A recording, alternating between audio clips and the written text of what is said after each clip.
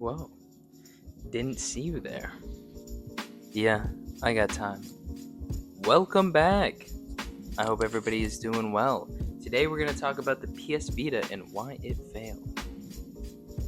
To start off, the PS Vita came out in 2012 for a price range of between $200 and I believe $59 and $299. With that being, if you just got the $250 one, it being only Wi-Fi, and the $299 one being with Wi-Fi and 3G. That's a lot of money in 2012. That was a big reason for people to kind of question the PS Vita when it came out. It had this huge price tag attached to it. With that price tag promised performance, though. The thing that was, at the time, really going head-to-head with Nintendo and the 3DS was the fact that the Vita was very powerful. It had a lot of kind of hype built up around it in the aspect of being able to run games like Uncharted. It had a first-party Uncharted game that came out on launch with it that was something that they thought was really going to gravitate people to the Vita. The Vita had these promises and these things to go along with it that made it so people really wanted to kind of gravitate more towards it in the aspect versus Nintendo, and also with the whole aspect of upgrading from the PSP. The Vita was a lot of promise, but not a lot in delivery. Within the first year, I believe the Vita didn't do terrible with numbers. I think the first couple years metrics was about 1.2 million, with Sony hoping to grow that and expand it going forward. But a lot of the problems started to really arise within the Vita's lifespan continuing.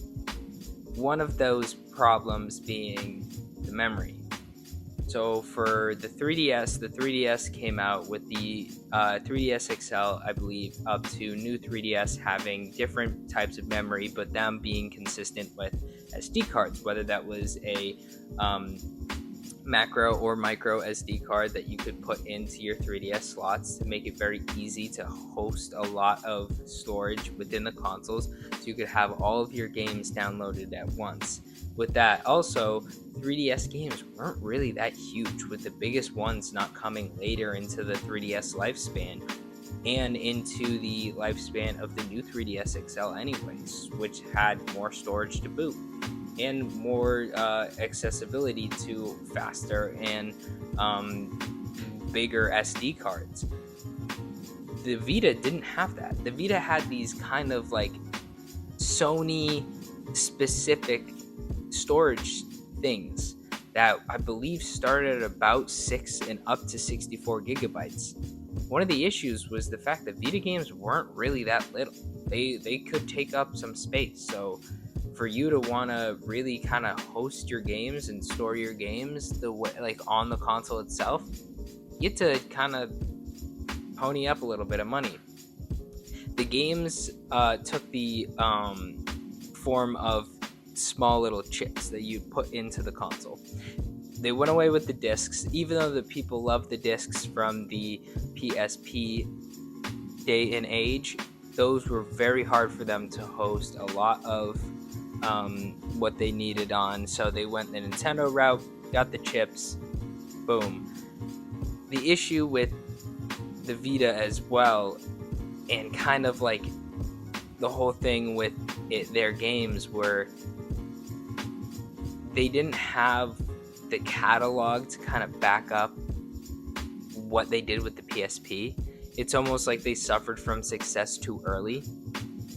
A lot of people love to talk about the PSP and how it had such a very, very expansive and big and awesome catalog of games. And it did. It did have a lot of great games on it.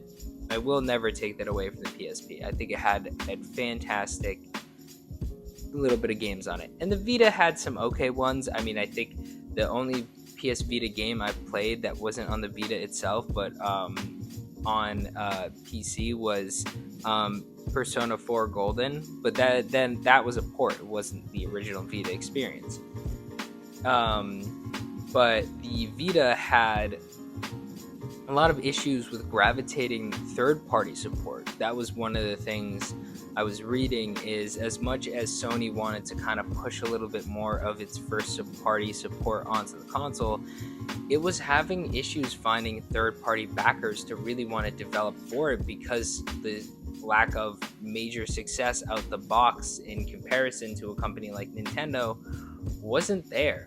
So you were seeing a lot of stalemating with kind of your not your competition, but your customers, in trying to get them to want to actually buy the console, and for them to actually be able to do so with a good merit, because of the fact that the console itself wasn't necessarily doing it for them, unfortunately. So kind of was a little bit of a pain starting out. The Vita then had multiple iterations of the console preceded, with, I believe, them being named kind of something like a 1000, 2000 kind of series, and also with this little thing that was, I believe, I don't remember the exact name of it, but it was a home console that read and took Vita games, and you were able to play them on the TV. Now, this home console came out and nobody bought it. The big market for it nowadays have been through modders. Modders have taken it and they've kind of run with it, because it's almost perfect for being a little retro home console. It's small, it doesn't really take too much space, and it allows for modders to kind of have the space to really be able to do a lot with the whole aspect of it pertaining to retro games. One of the big proprietary issues with the console, though, is the fact that there wasn't a lot of grounds for ability to kind of mess around and mod it as well as you could the 3DS. The Vita had some software limitations and also a little bit of hardware limitations, if I was reading correctly, in the aspect of it having inconsistent screen health. Same with the 3DS over time. The 3DS, especially Japanese 3DSs, have issues with screen health because of Japan. Japan, I guess, is humidity affects the screen long term. And that was something that Vita didn't have necessarily as much of an issue with as the 3DS, but I know the screen was prone to scratching, prone to a lot of things, so people, weren't too thrilled with that. The biggest drawback, I think, to the console, where it goes down to the three big things that really hit it hard when trying to get it into the American kind of marketplace, was the price. It being $300 is what the Switch came out at, and you're not getting nearly anything as powerful or can do as much as the Switch could. You're also not getting something that had a lot of storage out of the box, and then having to go out and buy individual storage specifically for this console, and not something like the SD card that you could put in the 3DS. And then on top of that, you also put not a lot of first-party games or third-party games on the console, making it very hard for it to kind of really take off as well as Nintendo had. I mean, to be fair, yeah, you're competing with juggernauts in the Nintendo sphere, Pokemon, Zelda, Mario, and all of this other stuff. And I think that it is a little bit difficult for Sony to really have the expectations of trying to beat Nintendo. But if I was Sony, I would have at least tried to get a little bit more out there. They didn't have any real games from them first party wise, or didn't even try to kind of, get a lot out of their fans. I think one thing that the Vita did well was it really kind of catered towards the JRPG market. You had so many JRPGs come out for the Vita to the point where if you're a JRPG fan, a lot of them had Vitas. Like they just had a huge market for it. So yeah, it is definitely an interesting thing to look at, and I really hope modders can figure out a way to kind of extend the Vita's lifespan a little bit longer, because they have definitely, but it's like not to the extent where it's, you know,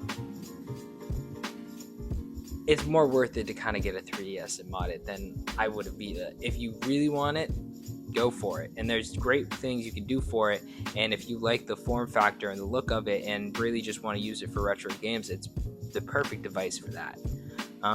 Yeah, I hope you guys enjoyed my little ramble about the Vita. It has been a couple crazy weeks. I'm going to be on vacation for a bit. I think I'll be able to upload in my normal schedule. Sosuke's in the background right now. But yeah, I hope you all have a fantastic day. Remember to like, comment, subscribe. And speaking of the man, the myth, the legend himself, I hope you guys hear that, because is that Sosuke? After all